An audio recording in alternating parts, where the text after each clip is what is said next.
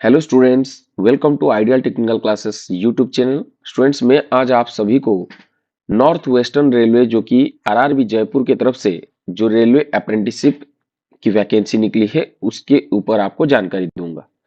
आप सभी को पता है रेलवे अप्रेंटिसशिप आजकल बहुत बड़ी चीज हो गया है, क्योंकि जब से रेलवे की जो ग्रुप डी भर्ती आया था उस ग्रुप डी भर्ती में रेलवे अप्रेंटिसशिप स्टूडेंट्स को 25% की प्रेफरेंस देने लगा है।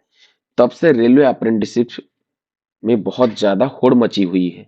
तो इसीलिए मैं सभी आईटीआई करके जो अप्रेंटिसशिप करने के इच्छुक स्टूडेंट्स उनके लिए ये नोटिफिकेशन बहुत महत्वपूर्ण होने वाला है। इसके बारे में पूरा जानकारी दूंगा, आप बढ़िया से सुन लीजिए। अगर आपको अप्रेंटिसशिप करना होगा तो ये आपके लिए काफी महत्वपूर्ण हो सकता है। तो स्टूडेंट्स देखिए, यहाँ पे आपको देखने को मिल जाएगा कि ये जो अप्रेंटिसशिप है ये जयपुर रेलवे की तरफ से निकला हुआ है, जो कि नॉर्थ वेस्टर्न रेलवे के जोन में आता है। इसकी पब्लिकेशन डेट 2 जनवरी 2024 को है और जो ऑनलाइन एप्लीकेशन खुल रहा है वो आज से खुल रहा है, यानी कि 10 जनवरी को खुल रहा है और अप टू 10 फरवरी रात 12 बजे तक ये चालू रहेगा। तो इसकी संपूर्ण डिटेल यहाँ से चालू हो गया है, मैं एक एक करके आपको बताते जा रहा हूँ। पूरा पढ़ के बताने से कोई मतलब नहीं है, जो हाईलाइटेड पॉइंट्स में किया हूँ वही आपके लिए इंपॉर्टेंट होगा, तो उसको आपको मैं बता दे रहा हूँ, आप बढ़िया से सुन लीजिए। देखिए, ये जो एप्लीकेशन आपके सामने है इसको अगर आप फुलफिल करना चाहेंगे तो ये केवल ऑनलाइन के माध्यम से होगा और 10 फरवरी 2024 रात 12 बजे तक ये खुला रहेगा। ठीक है, सभी स्टूडेंट्स जो अप्रेंटिसशिप अप्लाई करना चाहते हैं उनको ये फॉर्म फिल करने के लिए आपको इस वेबसाइट पर जाना होगा, जो कि www.rrcjaipur.in के वेबसाइट पर जाकर आपको लॉगिन करके इस फॉर्म को फिलअप करना पड़ेगा। इसमें जो भी स्टूडेंट्स अप्लाई करेंगे उनकी सिलेक्शन प्रोसेस किस प्रकार होगा वहां यहाँ पे स्पष्ट तौर पे दिया गया है कि सिलेक्शन प्रोसेस जो होगा वो मेरिट लिस्ट के आधार पर होगा। और किसके मेरिट लिस्ट के आधार पे, यहाँ पे दिया गया है कि आपके जो मैट्रिकुलेशन मार्क और आईटीआई मार्क्स है उसको जोड़कर आईटीआई में मिनिमम 50% जो रखा होगा उसको अग्राधिकार मिलेगा, मतलब एग्रीगेट मिलेगा। और आईटीआई मार्क्स को जोड़ के वो मेरिट लिस्ट बनाएंगे। वो मेरिट लिस्ट में जिन स्टूडेंट्स आ जाएंगे उनको फिर वो डॉक्यूमेंट वेरिफिकेशन और मेडिकल के लिए बुलाएंगे। मेडिकल के लिए आपको वहां पे मेडिकल नहीं होगा, मेडिकल एक सर्टिफिकेट, एक अनेक्स्चर 4 करके एक सर्टिफिकेट है, जो कि आपको घर मतलब आपके जगह से जिस जिला में आपको मतलब बिलोंग करते हैं वहां के जो चीफ मेडिकल ऑफिसर होते हैं वहां पे आपको ये मेडिकल सर्टिफिकेट फॉर्म फिलअप करके उनका सील साइन करा के, मतलब मेडिकल ऑफिसर कोई भी हो जो कि कहीं पे अगर एसडीएमओ हो या सीडीएमओ हो, चीफ डिस्ट्रिक्ट मेडिकल ऑफिसर हो या sub divisional district medical officer हो, उनसे आप ये फॉर्म को आप फिलअप करा के वहां पे लेके प्रस्तुत कर सकते हैं, जो कि आपका मेडिकल कहलाएगा।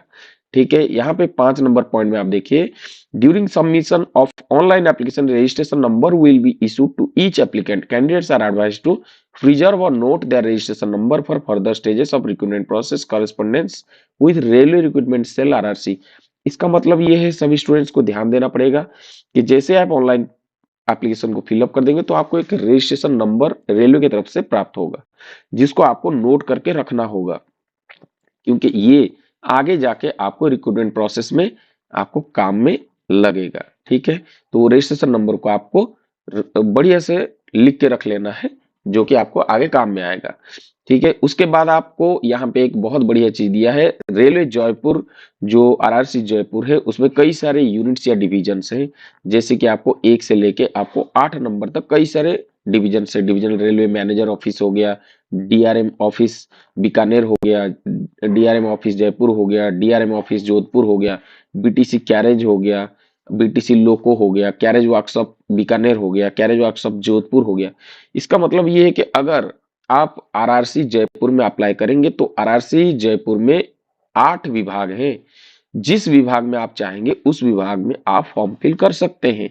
लेकिन यहाँ पे नोट में दिया गया है, please go through the available training slots your ITI trade thoroughly and select the division।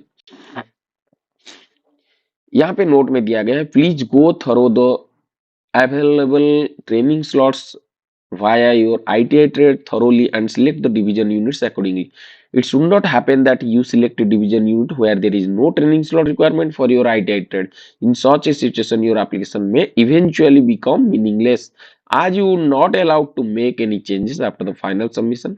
Moreover, you are also not allowed to make subsequently or multiple applications in such an eventuality you all the applications shall be summarily rejected. इसका मतलब ये होता है कि अगर ये ऊपर जितने भी डिविजन्स दिए हैं वो डिवीजन में सबसे पहले आप जिस ट्रेड आईटीआई में जो ट्रेड किए हैं वो ट्रेड है कि नहीं आप देख लीजिए। अगर वो ट्रेड इस यूनिट में है तो वही यूनिट में आप भर सकते हैं। अगर सपोज आप अप्लाई करना चाहते हैं बीटीसी कैरेज अजमेर में और यहाँ पे आप फिटर ट्रेड आप आईटीआई में फिटर ट्रेड किए हैं बट इस विभाग में फिटर की पोस्ट नहीं है लेकिन आप इसमें अप्लाई कर दिए तो इस प्रकार के सिचुएशन में आपका फॉर्म रिजेक्ट हो सकता है।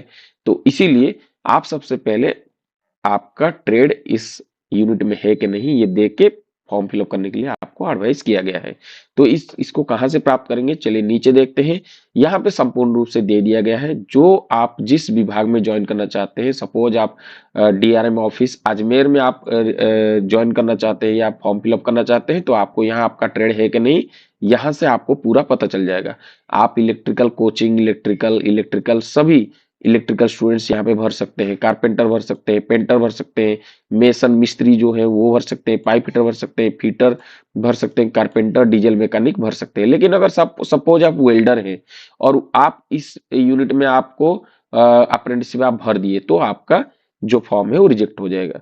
तो इस प्रकार यहाँ पे आप देख सकते हैं ये मंडल रेल प्रबंधक जो डीआरएम ऑफिस बीकानेर है वो इस यूनिट में आप अगर एलिजिबल है तो यहाँ पे भर सकते हैं और इसमें डीआरएम ऑफिस जयपुर में भी जो ट्रेड है वो आप देख सकते हैं। अगर आपका एलिजिबिलिटी क्राइटेरिया है तो आप इसको भी भर सकते हैं। इसी प्रकार सभी जो 8 यूनिट है 8 यूनिट की जो वैकेंसीज है वो यहाँ पे पब्लिश कर दिया गया है। इसको आप अच्छे से देख लीजिएगा। अगर आप उस ट्रेड को बिलोंग करते हैं तो जरूर भरिए अदरवाइज नहीं भरिए नहीं तो आपका फॉर्म रिजेक्ट हो जाएगा। यहाँ पे नोट में दिया गया है वही चीज before applying for any discipline the candidate should ensure that he she fulfills all eligibility norms. The candidate should have the requisite educational or technical qualification from recognized board, government, university institution as the date of submission of the application. Those awaiting results of the final exams need not apply.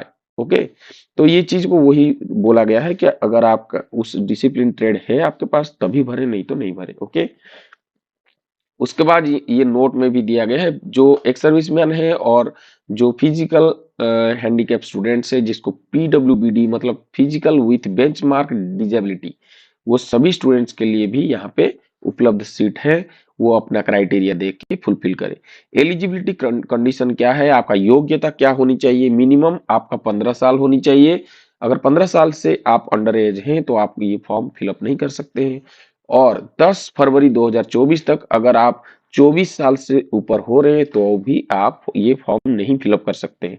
तो minimum 15 और maximum 24 year. इसके बाद relaxation है जैसे कि आपको यहाँ पे मैं हाईलाइट किया हूँ SC/ST के लिए 5 साल और OBC स्टूडेंट्स के लिए 3 साल रिलैक्सेशन भी दिया गया है और जो स्टूडेंट्स फिजिकल हैंडीकैप स्टूडेंट्स हैं उनको 10 साल की यहाँ पे रिलैक्सेशन दिया गया है। उसके साथ साथ जो हमारे एक सर्विसमैन स्टूडेंट्स हैं उनको मिनिमम 10 साल दिया गया है। इसके बाद जितने साल वो सर्विस किए हैं प्लस 3 साल जोड़ के उनको रिलैक्सेशन मिल जा रहा है। ठीक है ये सभी प्रकार के ये जो आपका डिटेल है यहाँ पे दिया गया है। ये एज रिलैक्सेशन बहुत बड़ी मायने रखता है ये पॉइंट इसलिए मैं आपको ये चर्चा कर दिया। बाकी एक सर्विसमैन स्टूडेंट्स के लिए यहाँ पे स्पेशल नोट में दिया गया है। बाकी ये SC/ST स्टूडेंट्स के लिए आपको सर्टिफिकेट अगर आपका इनवैलिड हो चुका है तो आपको वैलिड बना के ही प्रोड्यूस करना पड़ेगा ये सब चीज दिया गया है। मिनिमम एजुकेशनल क्वालिफिकेशन क्या होनी चाहिए देखिए दो चीज दिया गया है। मिनिमम एजुकेशनल क्वालिफिकेशन में आपका ITI matriculation plus ITI matriculation में आपको 50% अगर आपका है तो आपको एग्रीगेट मिलेगा। अगर 50% आपका नहीं है तो आप फॉर्म फिलअप कर सकते हैं लेकिन आपका कैंडिडेचर सिलेक्शन होगा या मेरिट लिस्ट में आएगा ऐसा कोई गारंटी नहीं है।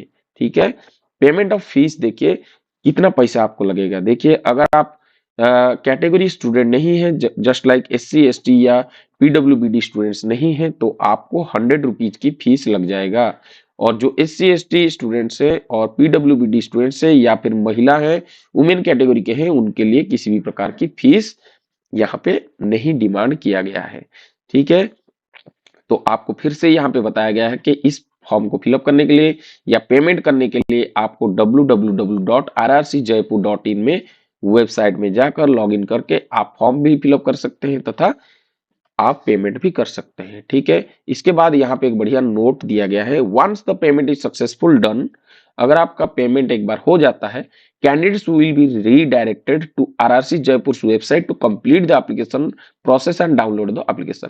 आपका अगर पेमेंट सक्सेस हो जाता है तो आप कृपया फॉर्म को फिलअप करने के बाद उस फॉर्म को आप डाउनलोड करके रख लें, ताकि आपका अगर बाई चांस आप एलिजिबिलिटी को मतलब एलिजिबिलिटी क्राइटेरिया को आप क्वालिफाई करते हैं और आपका नहीं आया सपोज कोई भी इंटीमेशन, तो आप इसको चैलेंज कर सकते हैं। In case the candidates try to make payment before and come across some issues like loss of internet connection due to which the fee amount has been deducted from your account debit card but still unable to download the application, please click on the verify payment। यहाँ पे एक बहुत बहुत बढ़िया चीज दिया है, by chance आप पेमेंट करते समय आपके अकाउंट से पैसा कट जाता है और आपका पेमेंट बट नहीं हो पाता है, तो आप वेरीफाई पेमेंट एक ऑप्शन आपको मिल रहा है, उस वेरीफाई पेमेंट में आप जाके आप देख सकते हैं कि आपका पेमेंट हुआ है कि नहीं। ठीक है, तो आपका पैसा अगर कट गया होगा और आपका पेमेंट नहीं हो पाया होगा तो वो पैसा आपको वापस आ जाएगा। ठीक है, तो इस प्रकार की सभी प्रकार की यहाँ पे डिटेल्स आपको दिया गया है। आप इस आरआरबी जयपुर के साइड में जाके आप इस एप्लीकेशन को या पीडीएफ को आप डाउनलोड करके बढ़िया से आप देख लीजिए। सभी प्रकार के मेडिकल फिटनेस के बारे में भी दिया गया है, जो कि पीडब्ल्यूडी जो कि हमारे फिजिकल हैंडीकैप स्टूडेंट्स है वो क्या कितना उनको परसेंटेज चाहिए, किस प्रकार की जो डिजेबिलिटी स्टूडेंट्स के लिए वो एलिजिबल है, वो सभी दिया है। फिटर में कौन से फिजिकल हैंडीकैप स्टूडेंट्स अप्लाई कर सकते हैं, ये सभी कुछ दिया गया है। उसी प्रकार VI स्टूडेंट्स के लिए, हियरिंग इम्पैक्ट स्टूडेंट्स के लिए सभी कुछ दिया गया है। तो और उसके बाद यहाँ पे किस प्रकार आप अप्लाई कर सकते हैं, हाउ टू अप्लाई, ये भी आपको दिया गया है। तो ये चीज को आप ध्यान रखिएगा, ये सभी चीज को आप बढ़िया से पढ़ के ही फॉर्म फिलअप करेंगे। ठीक है, इसी प्रकार अपडेट के साथ मैं आपको फिर से मिलूंगा। मैं अभी अगले वीडियो में मैं आपको DRDO अप्रेंटिसशिप के बारे में सूचना दूंगा। अगर वो भी आपको सही लगे तो DRDO की अप्रेंटिसशिप फॉर्म को भी जरूर आप फिलअप कीजिएगा। ओके, धन्यवाद, जय हिंद।